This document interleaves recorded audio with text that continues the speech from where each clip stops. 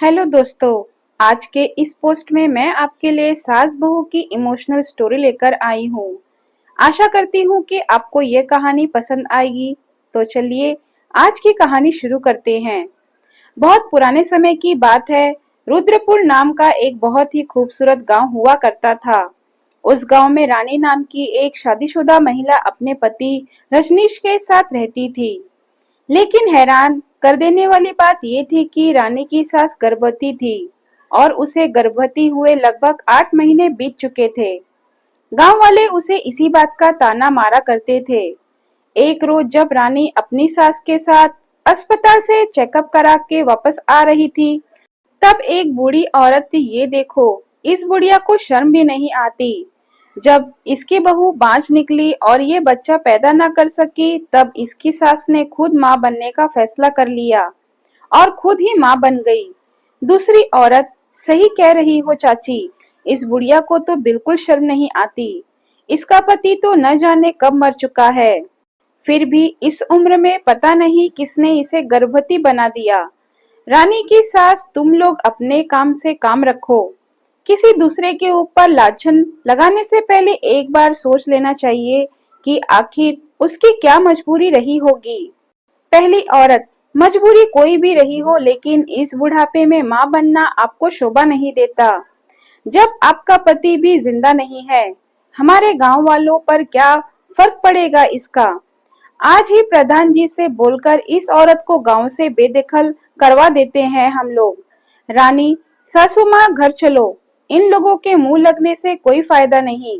रानी अपनी सास को लेकर घर आ गई। रात को जब रानी का पति रजनीश काम से घर लौटा, तब उसने अपनी माँ का हालचाल पूछा। क्या बोला डॉक्टर साहिबा ने? हमारा होने वाला बच्चा स्वस्थ तो है ना? रानी, चिंता वाली कोई बात नहीं है, अगले महीने ही डिलीवरी हो सकती है, ऐसा डॉक्टर साहिबा ने बोला है। रजनीश, मुझे समझ में नहीं आता माँ कि मैं आपका किस मुंह से शुक्रिया अदा करूं। आप मेरी वजह से इन गांव वालों के ताने सुनती हैं। रजनीश की माँ, अरे तू गांव वालों की छोड़, हमें अपनी जिंदगी देखनी है, गांव वालों की नहीं। अब इन गांव वालों को समझाया भी क्या जा सकता है, ये लोग पढ़े लिखे तो है नहीं। अगले दिन रजनीश के घर सुबह सुबह प्रधान जी का एक आदमी आया। रजनीश, अरे मुनीम जी, क्या बात है, आज सुबह सुबह हमारे घर कैसे आना हुआ आपका? मुनीम, आप लोग जल्दी से पंचायत भवन चलिए, प्रधान जी ने आप सबको बुलाया है। रजनीश, लेकिन बात क्या है मुनीम जी? मुनीम, वो सब मुझे नहीं पता, प्रधान जी ने बोला है कि रजनीश के परिवार को बुला लो, तो मैं बुलाने चला आया। इतना बोलकर मुनीम जी वहां से चले गए। थोड़ी देर बाद रजनीश अपनी पत्नी रानी और माँ को लेकर पंचायत भवन पहुंच गए।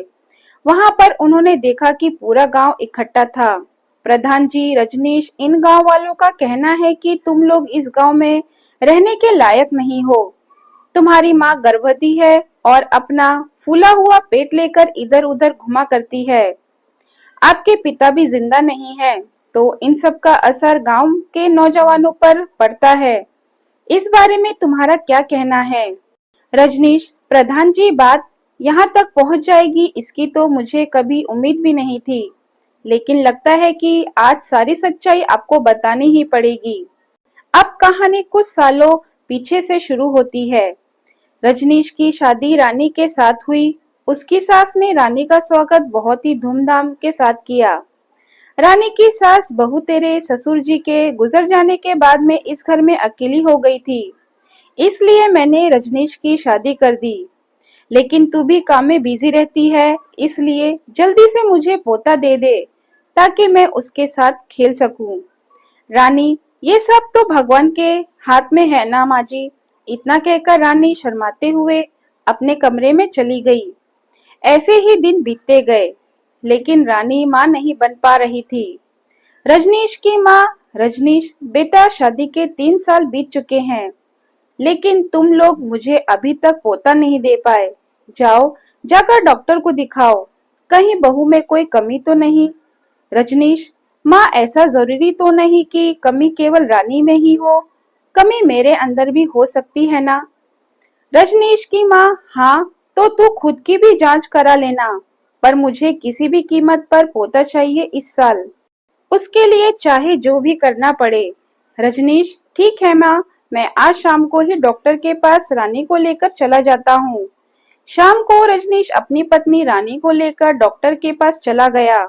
डॉक्टर ने रजनीश और रानी दोनों की जांच की। उसके बाद उन्होंने कहा, देखिए, आप दोनों को परेशान होने की कोई जरूरत नहीं है।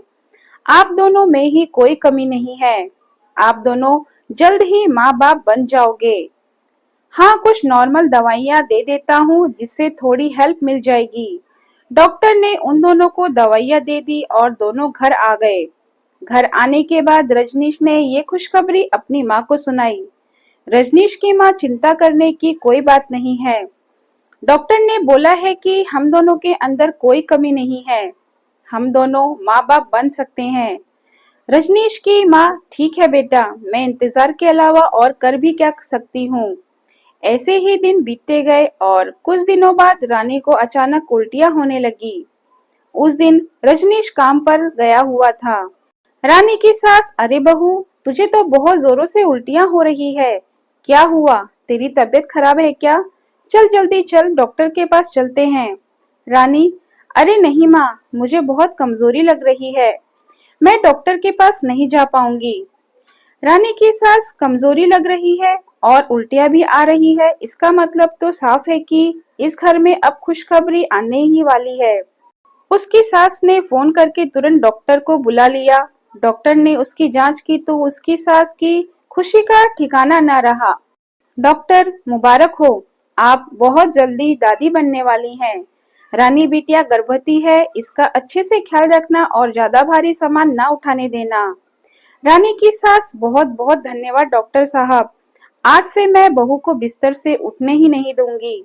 डॉक्टर, अरे अरे, ऐसा भी मत कर देना, थोड़ा बहुत तो शारीरिक मेहनत करनी ही चाहिए, वरना ऐसा तो बॉडी अकड़ जाएगी और बच्चे को भी इससे दिक्कत होगी। रानी की सास, डॉक्टर साहब, मैं तो मजाक कर रही थी।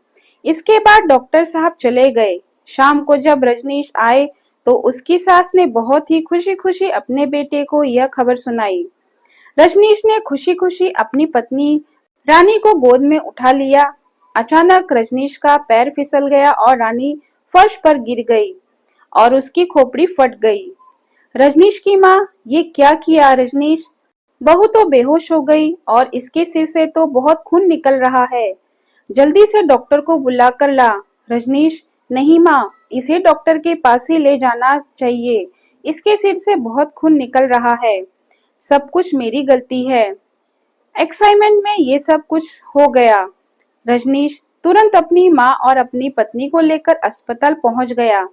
अस्पताल में डॉक्टर ने रानी के सिर पर पट्टी बांधी, लेकिन तब तक बहुत सारा खून निकल चुका था।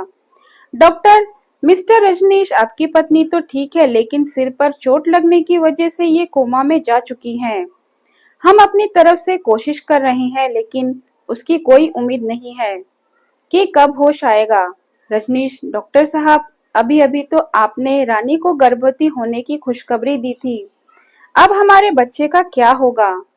डॉक्टर, इसके तो बस दो ही रास्ते हैं, या तो हमें गर्भपात करना होगा या इस बच्चे को किसी दूसरे के गर्भ में पालना होगा।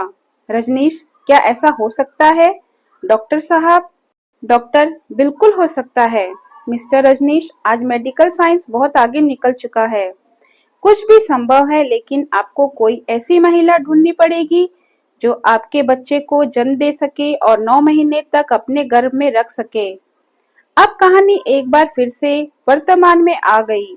रजनीश, प्रधान जी, मैंने अपने रिश्तेदारी में बहुत सारे लोगों से बात की, पर कोई भी हमारे बच्चे को अपने घर में 9 महीने रखने के लिए तैयार नहीं हुआ। तब मजबूरी में मेरी माँ ने ही इसमें अपना साथ दिया। मेरी माँ मेरे बच्चे को अपने गर्भ में रखने के लिए तैयार हो गई। ठीक 4 महीने बाद ऊपर वाले की दया से रानी भी कोमा से बाहर वापस आ गई। प्रधान जी, तुम्हारी कहानी तो बिल्कुल रुला देने वाली है बेटा, लेकिन इसे हम कैसे सच मान ले?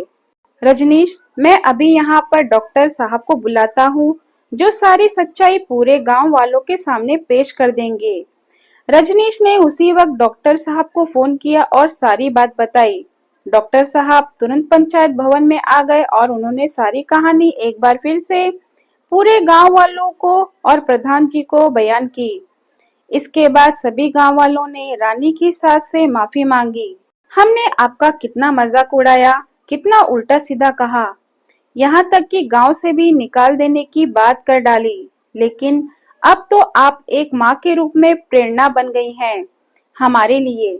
हमें पता नहीं था कि मेडिकल में ऐसा कुछ भी हो सकता है, इसलिए ये गलतफहमी हो गई। प्रधान जी, माँ जी, मैं भी इन गांव वालों की तरफ से और अपनी तरफ से आप सबसे माफी मांगता हूँ। किसी भी माँ के ऊपर इल्जाम लगाने से पहले उसकी सच्चाई को जान लेना चाहिए, उसके बाद ही इल्जाम लगाना चाहिए। तो इस तरह से ठीक 1 महीने बाद उसकी सास ने रानी और रजनीश के बेटे को जन्म दिया। बेटे के जन्म वाले दिन ही पूरे गांव में जश्न मनाया। प्रधान जी, गांव वालों, मेरी बात ध्यान से सुनो। रजनीश की माँ इस गांव के लिए और पूरे देश दुनिया के लिए एक बहुत बड़ी प्रेरणा है, जिसने बहुत सारी गलतियां और बहुत सारा मजाक खुद पर झेला, लेकिन अपनी बहू के बच्चे को अपने गर्भ में पैदा किया। ऐसी सास आजकल देखने को नहीं मिलती है। आपने बिल्कुल सही कहा प्रधान जी। आज के बाद इस गांव की सभी सास अपनी बहू से ढेर सारा प्यार करेंगी, ताकि हम सब भी रानी की सास की तरह थोड़ा बहुत तो बन सके। इसके बाद रानी और रजनीश अपने बच्चे के साथ खुशी खुशी रहने लगे।